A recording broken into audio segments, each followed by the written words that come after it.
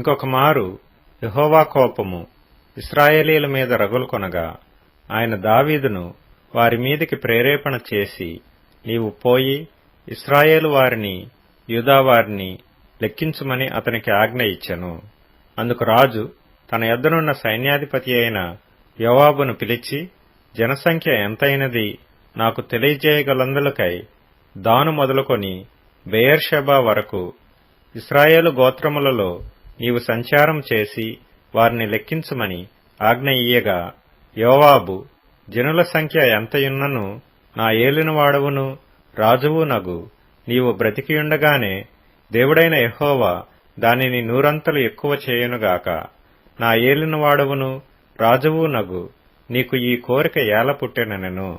అయినను రాజు యోవాబునకును సైన్యాధిపతులకును గట్టి ఆజ్ఞ ఇచ్చియుండుట చేత యోవాబును సైన్యాధిపతులను ఇశ్రాయేలీల సంఖ్య చూచుటకై రాజు సముఖము నుండి బయలు వెళ్లి యొర్దాను నది దాటి యాజేరు తట్టున గాదులోయ మధ్య నుండు పట్టణపు కుడిపార్శ్వముననున్న అరోయేరులో దిగి అక్కడ నుండి గిలాదునకును తహ్తింహోర్షి దేశమునకును వచ్చిరి. తరువాత దానాయానుకును పోయి తిరిగి సీదోనునకు వచ్చిరి. అక్కడ నుండి బురుజులు గల తూరు పట్టణమునకును హివ్వీయుల యొక్కయు కనానీయుల యొక్కయు పట్టణములన్నిటికిని వచ్చి యూదాదేశపు దక్షిణ దిక్కునున్న బెయేర్షెబా వరకు సంచరించిరి. ఈ ప్రకారము వారు దేశమంతయు సంచరించి 9 నెలల 20 దినములకు తిరిగి యెరూషలేమునకు వచ్చిరి. అప్పుడు యోవాబు జనసంఖ్య వెరసి రాజునకు అప్పగించెను. ఇశ్రాయేలు వారిలో కత్తిదూయగల 8 లక్షల మంది యోధులుండిరి. యూదావారిలో 5 లక్షల మంది ఉండిరి. జనసంఖ్య చూచినందుకై దావీదు మనస్సు కొట్టుకొనగా అతడు, నేను చేసిన పని వలన గొప్ప పాపము కట్టుకొంటిని. నేను ఎంతో అవివేకినై దాని చేసితిని. యెహోవా కరుణయించి నీ దాసుడనైన నా దోషమును పరిహరింపుమని యెహోవాతో మనవి చేయగా, ఉదయమున దావీదు లేచినప్పుడు దావీదునకు దీర్ఘదర్శియగు గాదునకు యెహోవా వాక్కు ప్రత్యక్షమై ఈలాగు సెలవిచ్చెను. నీవు పోయి దావీదుతో ఇట్లనము, యెహోవా సెలవిచ్చినదేమనగా, 3 విషయములను నీ ఎదుట పెట్టుచున్నాను.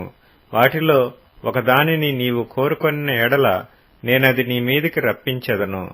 కావున గాదు దావీదునొద్దకు వచ్చి ఇట్లని సంగతి తెలియజెప్పెను. నీవు నీ దేశమందు 7 సంవత్సరములు క్షేమము కలుగుటకు ఒప్పుకొందువా? నిన్ను తరుముచున్న నీ ఇశ్రాయేలీల ఎదుట నిలువలేక నీవు 3 నెలలు పారిపోవుటకు ఒప్పుకొందువా?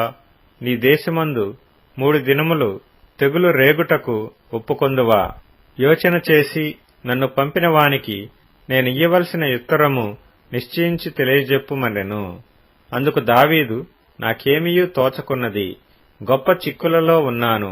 యెహోవా బహువాత్సల్యత గలవాడు గనుక మనుషుని చేతిలో పడకుండా యెహోవా చేతిలోనే పడుదుముగాక అని గాదుతో అనెను.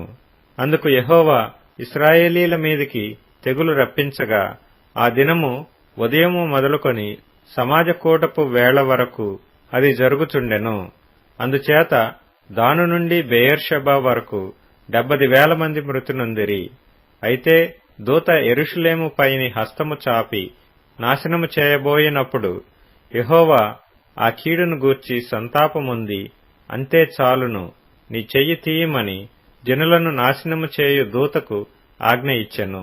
యెహోవా దూత యెబూసీయుడైన అరౌనా యొక్క కళ్ళము దగ్గర ఉండగా దావీదు జనులను నాశనం చేసిన దూతను కనుగొని యెహోవాను ఈలాగు ప్రార్థించెను, చిత్తగించుము, పాపము చేసిన వాడను నేనే, దుర్మార్గముగా ప్రవర్తించిన వాడను నేనే.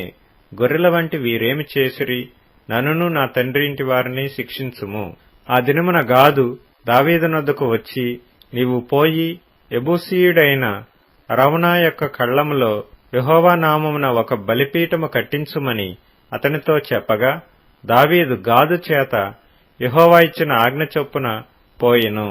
అరౌనా రాజును అతని సేవకులను తన దాపునకు వచ్చుట చూచి బయలుదేరి రాజునకు సాష్టాంగ నమస్కారం చేసి, నా ఏలినవాడవును రాజువు నగు నీవు నీ దాసుడనైన నా యొద్దకు వచ్చిన నిమిత్తమేమని అడుగగా, దావీదు, ఈ తెగులు మనుషులకు తగలకుండా నిలిచిపోవునట్లు యెహోవా నామమున ఒక బలిపీఠము కట్టించుటకై నీ యొద్ద ఈ కళ్ళమును కొనవలనని వచ్చితినెను.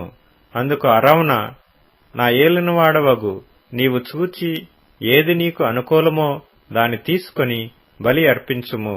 చిత్తగించుము, దహనబలికి ఎడ్లున్నవి, నూర్చుకర్ర సామానులు కట్టెలుగా అక్కరకు వచ్చును.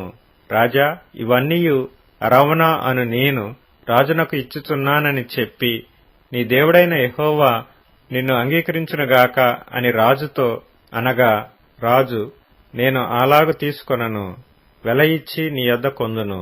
వెల ఇయ్యక నేను తీసుకొనిన దానిని నా దేవుడైన యెహోవాకు దహనబలిగా అర్పించనని అరౌనాతో చెప్పి, ఆ కళ్ళమును ఎడ్లను 50 తులముల వెండికి కొనెను. అక్కడ దావీదు యెహోవా నామమున ఒక బలిపీఠము కట్టించి దహన బలులను సమాధాన బలులను అర్పించెను. యెహోవా దేశము కొరకు చేయబడిన విజ్ఞాపనలను ఆలకింపగా ఆ తెగులు ఆగి ఇశ్రాయేలీయులను విడిచిపోయెను.